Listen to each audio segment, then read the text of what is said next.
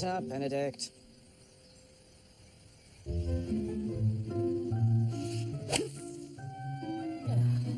Oh, unfortunate. Remember, it's a two-stroke penalty if you're beyond the boundary. Two.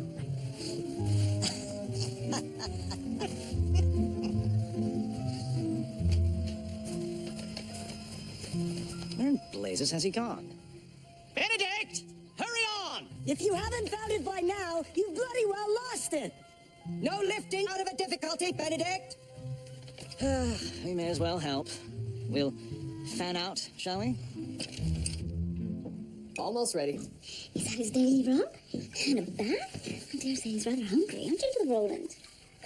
Just 1 drop of lime extract. He has milk, fresh diapers, and enough solid food to last him the whole day.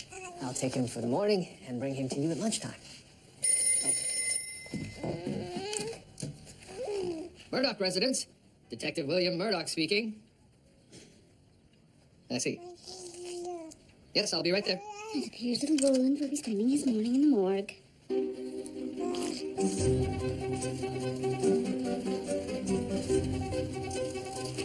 Go take a look that way. What have we, George? Sir, I'm just arriving myself, but it seems a group of 4 were out on the links. One of them went into the woods to retrieve his ball, and that was the last anybody's seen of him. Was a search conducted? By his colleagues, yes. They claim he vanished without a trace. This must be them, sir. Ah, Constable Crabtree, a pleasure to see you again. I'm only sorry it is under such worrisome circumstances. And you are? Sir, this is Roger Newsom, of the Mimico Newsoms. He was mixed up With the Auto Club, yes. Mr. Newsom, what do you know of this disappearance? What can be said? He abandoned a round in progress. What kind of man does that? I certainly won't be signing his scorecard. Where did he enter the woods? Given all these broken branches, and the fact that the ground's been disturbed in several places, I'd say someone's been through here recently. The trail seems to end here. Well, in that case, sir, he may have been snatched. Somebody in some sort of dirigible. George, Well, it's happened before, sir. I don't think he went up. That's quicksand. Be careful. There's very little in nature more dangerous than quicksand.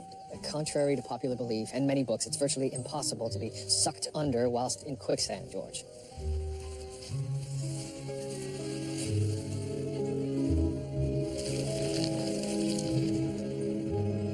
But that's not to say he wasn't put here. My God.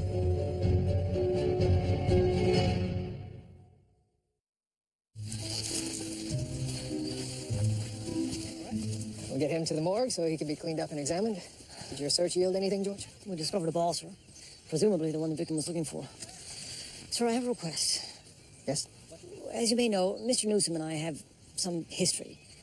He treated me terribly in our last encounter, and well, sir, I hate him. Oh? I feel bad even thinking it, sir, but I can't pretend it's not true. I hate the way he acts and the way he speaks and the way he laughs, and I hate his little bow tie and his stupid face. Thank you, George. I apologize. I wonder if I should be excused from the case given my personal bias. Well, so long as I remain unbiased, I don't see the problem, George. I'll see you back at the station house. Oh, Benedict. Benny. I just keep asking myself the same question. How? How can I go on? How? Do you know of anyone who may have wished the victim harm? No. Look, every member of this club regarded him with fondness and esteem. James Benedict was a gift from above. I'm very sorry we can't be of more help, Detective. As I'm sure you know, I'm a great friend of the constabulary. Thank you, gentlemen.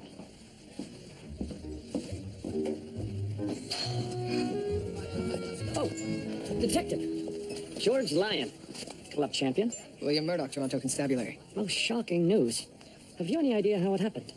My investigation is still in the early stages. I think someone killed him while I was golfing, only a few holes away. Shameful. Outrageous. Now, do you excuse me? I'm set for another 18.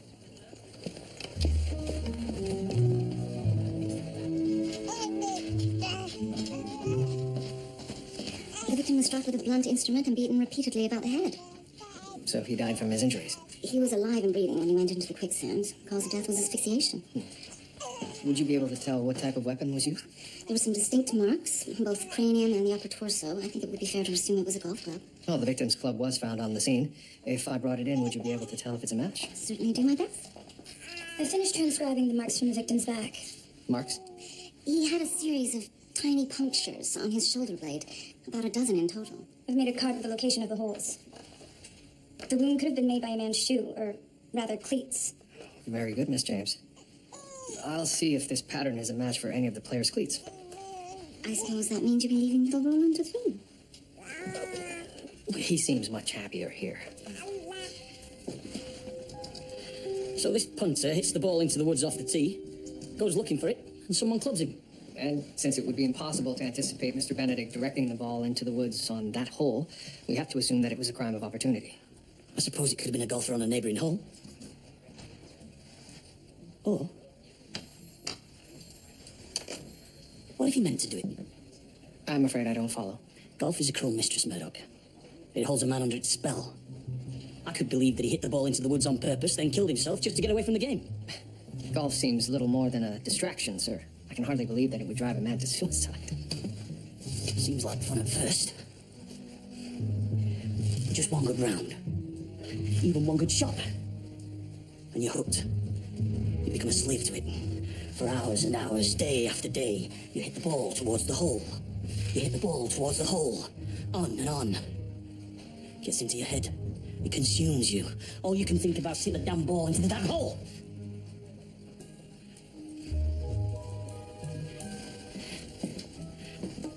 Golf is a curse, Murdoch.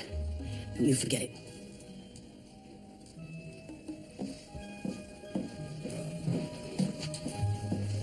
Oh, detective. Mr. Lyon. So what do we owe the pleasure? I have something terribly important to discuss with you. Oh, regarding Mr. Benedict's death. No, sir, regarding your death. Is that some sort of threat, Mr. Lyon? A threat? My good man, I'm talking about insurance. Detective, I'm here to offer you the security and well-being that can only be attained through the purchase of a full coverage insurance policy. Oh, I really don't Do you think... have a wife, detective, children? Yes. And what would happen to them if something unspeakable were to happen to you?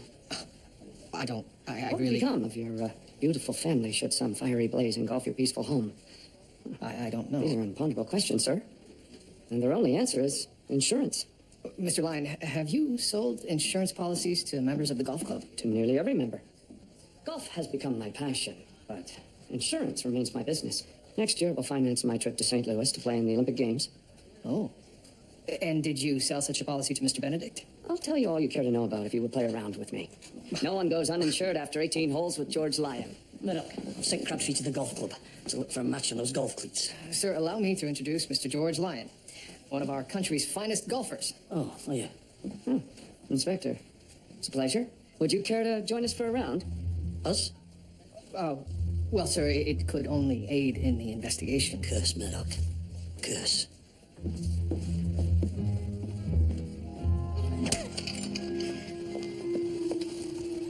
The mark's too narrow. I'll try the other side. You mark my words, Doctor. Keep your eye on your husband or you're going to lose him. Murdoch is a man of discipline. I'm sure he can handle a round of golf. This one still isn't as wide as the ones on the body. It seems the weapon may have had a flat edge to it. Forewarned is forearmed, Mrs. Murdoch. I can't imagine why anyone would enjoy this sport at all. It seems rather silly. I thought that too until I started swinging this club about. It's quite pleasurable. Very nice. Thank you. Was the victim's policy significant? The beneficiary is in line for $50,000. Who would that be? I'll check my records as soon as I get back to the office and we'll contact you directly. And what of Mr. Benedict's foursome?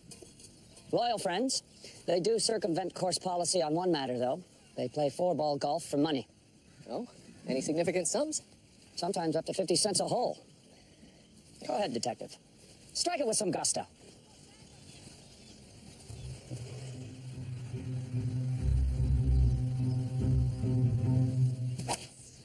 Well, well, well.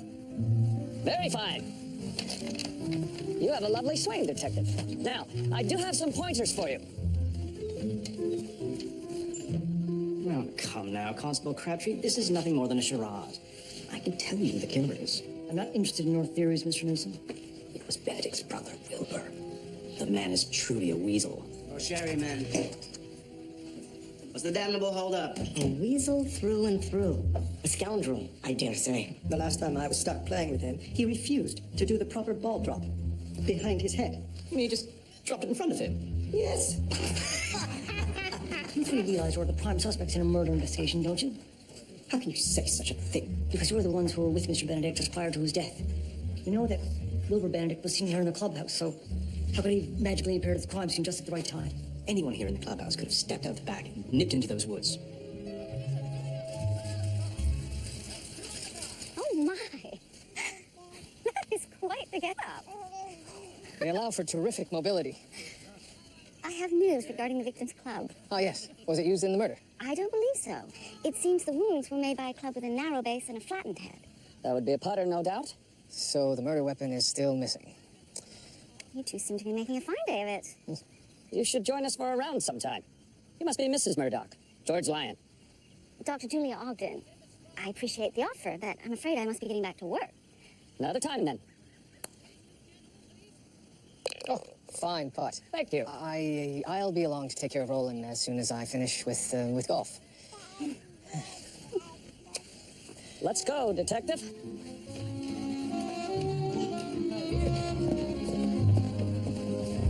The pattern of cleat marks wasn't much help, sir. It matches a popular shoe worn by at least a dozen men here. Including all the members of the victim's foursome.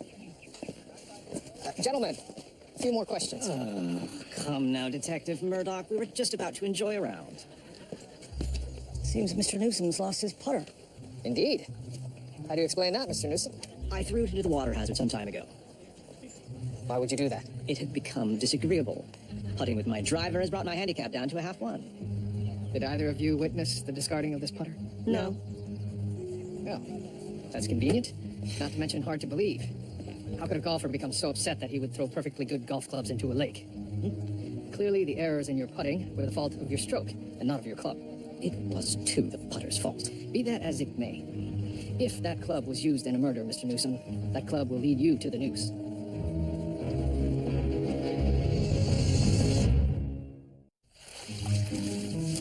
I think that's the lot of them, sir. I find it astounding that so many golfers resort to throwing perfectly good equipment into a lake. A man in the grip of obsession knows no reason, Murdoch. Sir, this one matches Mr. Newsom's description. It has his initials monogrammed in it. It appears to have been underwater for some time, undisturbed. I think we have to rule this out as the murder weapon. So Newsom's not our killer? That's yet to be determined, George, but this club didn't kill Mr. Benedict. The victim was killed in this wooded area here. Quicksand would be roughly here. Mr. Newsom said he entered the woods first. The Driscoll and Saunders went further down the fairway. Even if one of the foursome is the killer, he would have had to dispose of the murder weapon somewhere in that direction. Maybe he dropped it in someone's bag on the 16th. There's a pond on the 16th. I nearly hid into it during my round with Mr. Close enough for the killer to throw something in there. Oh, sirs. May I at least get my trunks first? 6 golf clubs, sir, and a coat of slime, and that filthy water from the lake in my ear. I swear I can feel the germs making their way into my brain. Germs can be quite deadly, can't they? Yes. Really? 2 putters, both fairly rusty. And this. It's quite unusual, sir. Is that a putter also? Well, it does have a flat face. It's rather unwieldy, though. Looks to be in good shape, though, sir. I wouldn't say it's been in the water long. Indeed. I'll have Dr. Ogden see if it's a match to the victim's wound.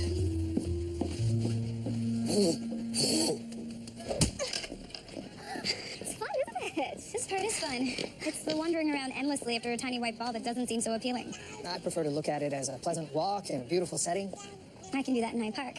For free. I believe we found our culprit.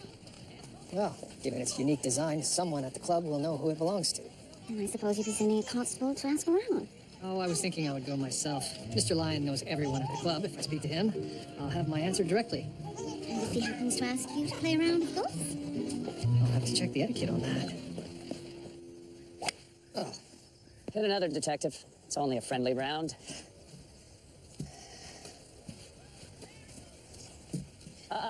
I'll bend the rules to grant you a mulligan, but the removal of loose impediments is strictly prohibited. oh. Thank you, Mr. Lyon. Sheer volume of golf etiquette. Somewhat daunting. And as important as the game itself. Now, what of this putter? Is it familiar to you? Seen it only once before. Odd piece of equipment, isn't it? Even if it works, you look like a fool using it. Did you happen to notice who it belonged to? McIver, a Scotsman. Daft man purchases every newfangled thing that promises the slightest improvement to his game. I'll telephone him this afternoon and send him straight over to you. Oh, and did you find out who the beneficiary is of Mr. Benedict's insurance policy? Next of kin. In this case, his brother, Wilbur Benedict. Also a member of this club, I believe. Thank you, Mr. Lyon.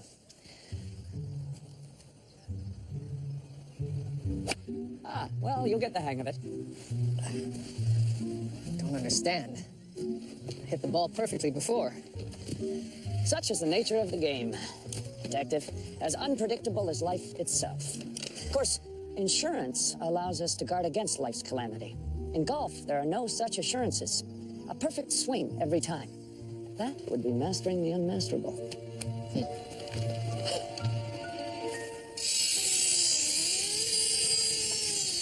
What's this then? Oh, sir, I've had an idea. It's an invention. What's he do? Force a man to confess? No. It will allow me to... Look, give it a rest and get back to work. There's a churlish Scotsman sitting in your office. Churlish? How so? Well, he's a Scotsman, isn't he? Ah, practical golf. At home as sacred as the King James Bible, eh? Do you recognize this putter? Aye, surely. Bought it 2 months ago. Useless as a fat man at the high jump. This is your putter. No any longer, no. Sold it 3 weeks back. To whom did you sell it? That right drunk duffer, Wilbur. Wilbur Benedict. Oh, Mr. Benedict. Detective William Murdoch. Yes. What? I'd like to speak with you regarding your brother's death. You recognize this putter? Of course, what of it? Does it belong to you? I won't just like it, but mine is in my golf bag, secured in my locker. Are you quite sure about that? Because this is your golf bag, and there's no putter in it. And this was used to murder your brother, Mr. Benedict? Let's take a walk, shall we, sunshine?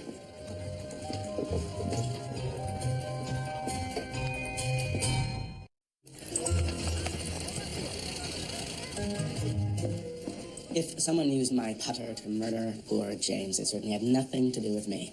Anyone could have taken it from my locker. And I haven't used my clubs in weeks. But you were at the clubhouse every day. The clubhouse, not the course. My physician told me I have to stay off my hip, so I while my time at the bar. The perfect place to lie in wait. The spot where your brother was murdered is only a short distance away from the clubhouse's back door. You think I slipped out between sherries to murder poor Jimmy boy? It's preposterous. Why would I do such a thing? You're the beneficiary for his life insurance policy. Oh, I am not.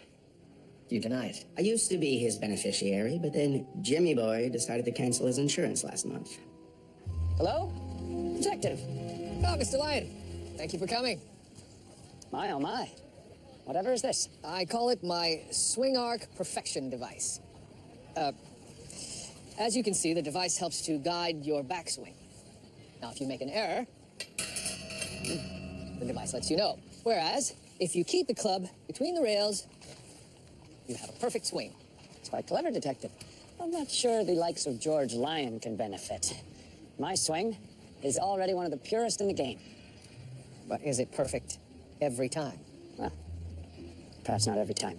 This device ensures that your swing will become consistent. Think of it as insurance. All right. Let's have a go. Thank you. The reason I asked you here today, Mr. Lyon, was to discuss James Benedict's insurance policy. Yes, We've come to learn that Mr. Benedict intended to cancel the policy. certainly did. End of last month. Wanted to cancel the whole lot. And why were the policies not canceled? Took him for a round and convinced him to reconsider.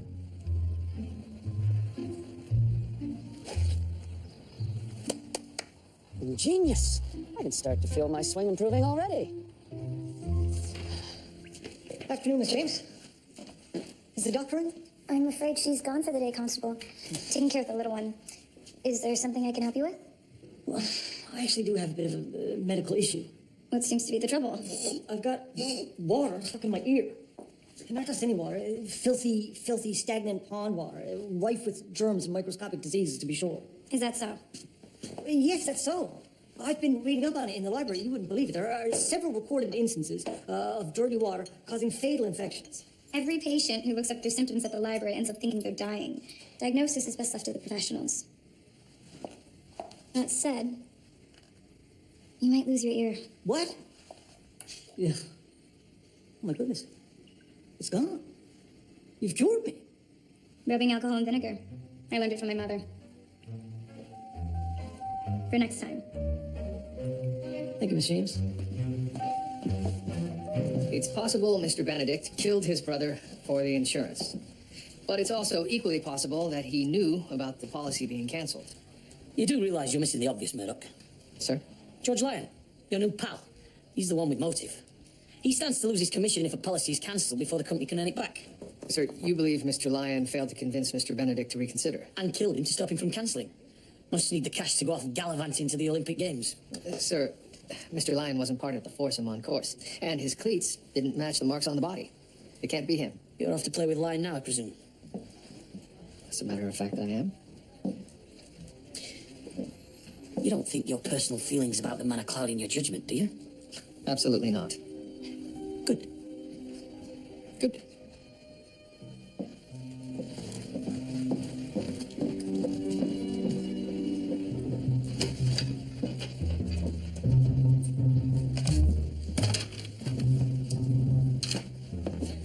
Crabtree, come here. Need your help. What's the problem, sir? Murdoch has bungled this golf club murder. How so? He's fallen in love with the game. The temptress has blinded him. Thinks George Lyon can do no wrong. You think Mr. Lyon is guilty, then? I don't know. When did you check the pattern on his golf cleats? Do you think he could have changed them? Sir, Mr. Lyon's cleats were never checked. He was out on the course with the detective and never came back to the clubhouse. The bugger's worth it. Let's go, Crabtree. Where was Lyon when Benedict went into the woods? It's hard to say. He was playing as a single and asked to play through at some point. Yes, that's right. I remember noticing his +4s. I thought, I would look quite fine in those, and went straight out to buy myself a pair that afternoon. The afternoon your friend was murdered. I purchased them whilst carrying the heaviest of hearts. Oh, yes, I'm sure you were just devastated. What hole did you see him on? Constable Crabtree. Do I sense sarcasm? Shut up, Newsom. Where were you on the course when you saw Lyon? I don't remember. It was the hole that Sanders yelled at Benedict. Sanders! What hole was that? Yelling at the victim. What about? He was cleaning his ball. And? Well, it was during play. And as such, strictly prohibited. Oh, for the love of Ada. Which hole was it? 13. He claimed ground under repair. The circumstances call for no relief. 13. Benedict was killed on the 14th. That's right. Come on, Crabtree. Constable Crabtree, I must know what I've done. We've been through so much together. Why don't you like me? Why? You left me for dead. I did what? Your cohort from the Auto Club had his hands around my neck, throttling me. You fled in abject cowardice. I thought you had the situation in hand. Oh, I was begging for your help. You just turned around and left. Oh, my God, what kind of man could just turn around and...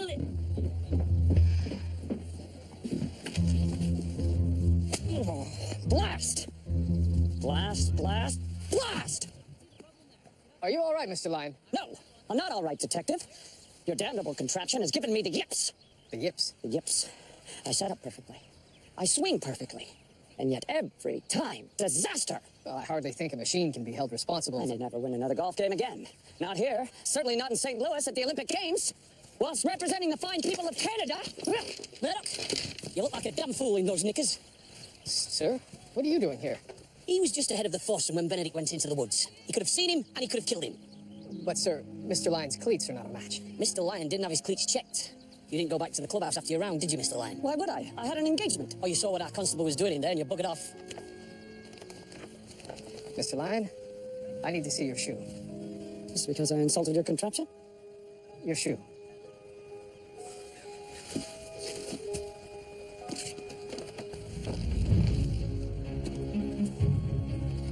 George Lyon, you're under arrest for the murder of James Benedict.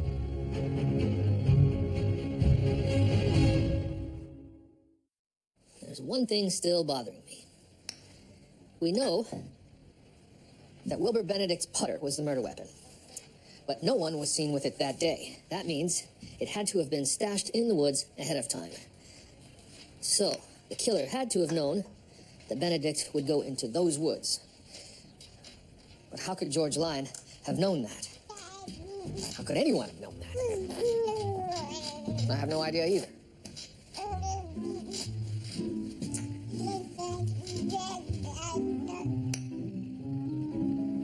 Oh, that's odd. Now,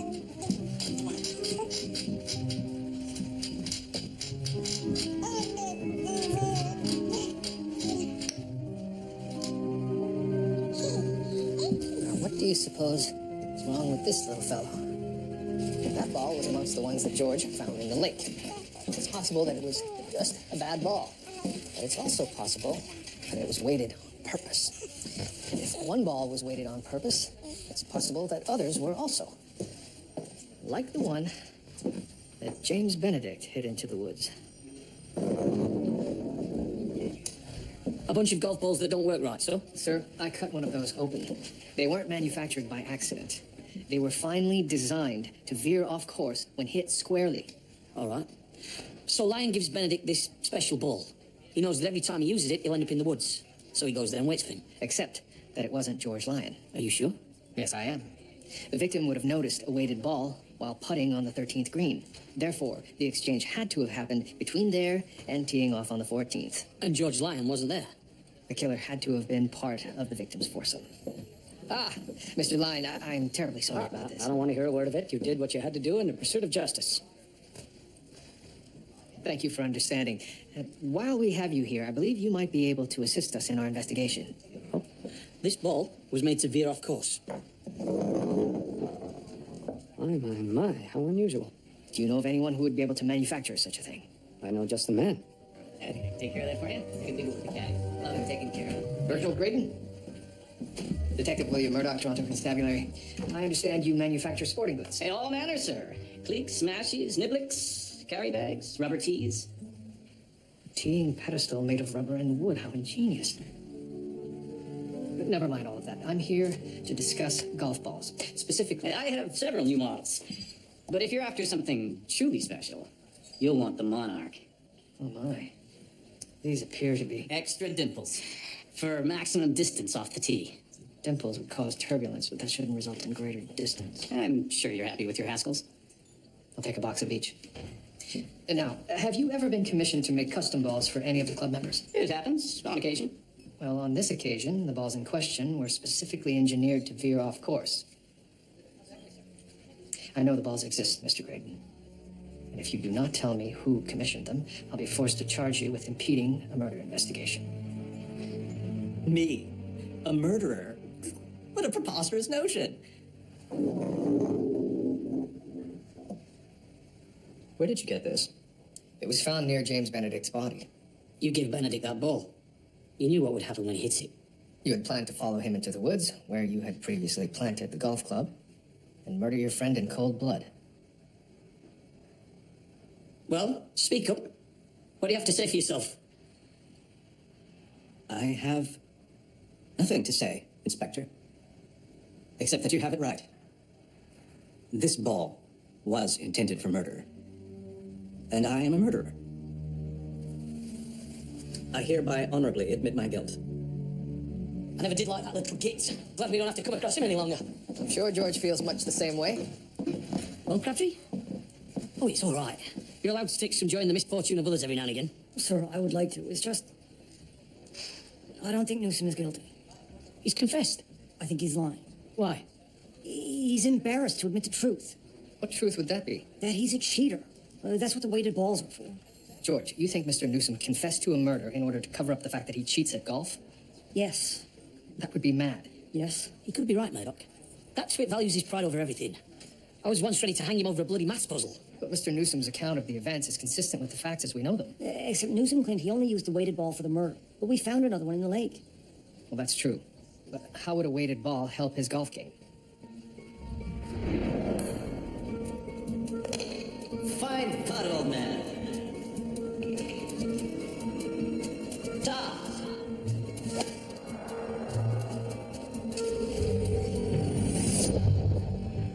he used it to sabotage the other players. If Driscoll or Sanders found out what he was doing. Then one of them could have used the tampered ball to commit the murder. Daft bloody game.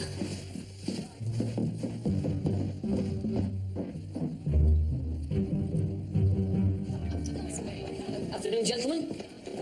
Inspector. Detective. To what do we owe the pleasure? How is old Roger faring? I mean, a murderer. Doesn't that beat all? He didn't do it. New information has come to light. Oh, well,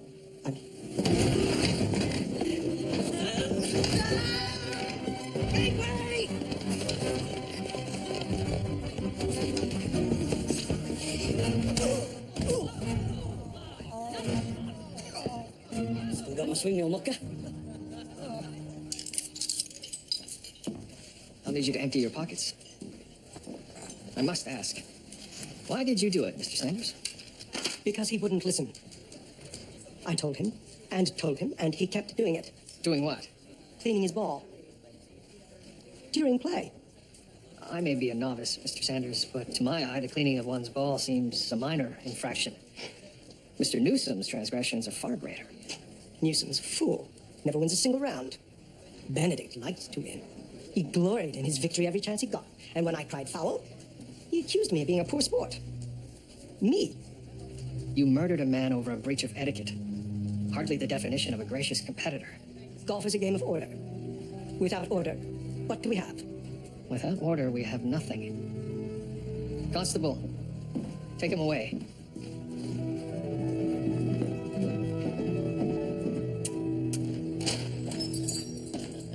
Mr. Newsom? Oh, Constable Crabtree, thank you for coming. As I am fated to die, there is something you must know. I did abandon you that day. I know I can never make it up to you, but I hope you can find some solace that the Lord has chosen you to live and seen fit for me to die. You're not going to die, Mr. Newsom. You mean you know the truth? And against my better judgment, I spoke up. The club doesn't know about my cheating, do they? I'll try not to mention it. You're a fine man, Constable. If any good is to come of James's death, I'm glad for it to be the salvation of our friendship. Don't push it, Newsom. Righto. But really, I must make it up to you. You'll have to come out to the house for supper sometime. Mother would simply adore you. Oh, perhaps you can court my sister. She's quite the beauty. We have the same profile.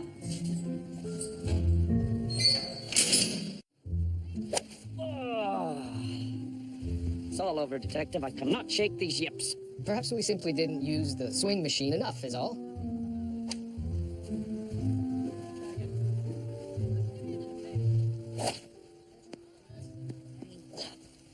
It's no use. My dream of the Olympic Games is dead. Good afternoon, gentlemen. Julia. I was able to leave Roland with Miss James for the afternoon. Well, you decided to join us. Welcome. Afraid we won't be very good company. But give it a go, Doctor. Now, Julia, you'll want to align your left shoulder with your forward foot and angle at the waist. Oh, William, don't bother. I don't expect to be any good. I just came to play to have a little fun.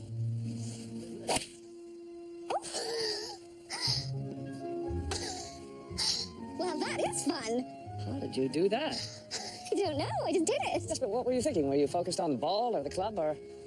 I was thinking nothing, Mr. Lyon. Oh, surely you were thinking of something. No, I just emptied my mind. Emptying your mind.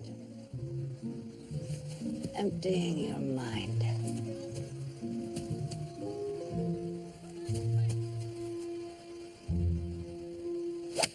Oh, Yes! By Jove, dear lady, I do believe you saved me. glad to have been some help.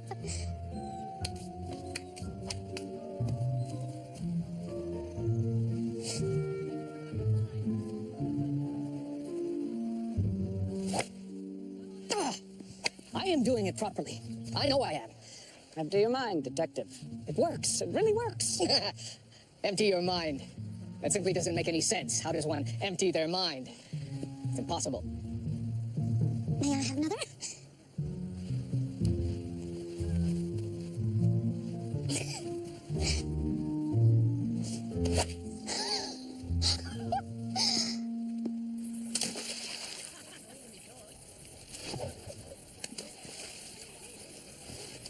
William?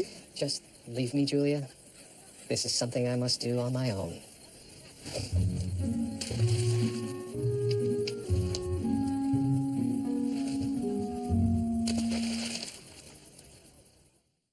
On an all-new Murdoch. Start on a funeral. An unlucky widow. 5 husbands. Oh, he's absolutely fascinating. Or a cold-blooded killer. Leaving you their money. On Murdoch, I suppose. Something doesn't make sense here. Murdoch Mysteries. Next Monday at 8 on CBC. We need to deal with Jekyll before he knows the whole truth. On the next Jekyll. Thanks for waking me up. A game is afoot, as they say. Everyone is about to get killed. I wouldn't miss this for the world.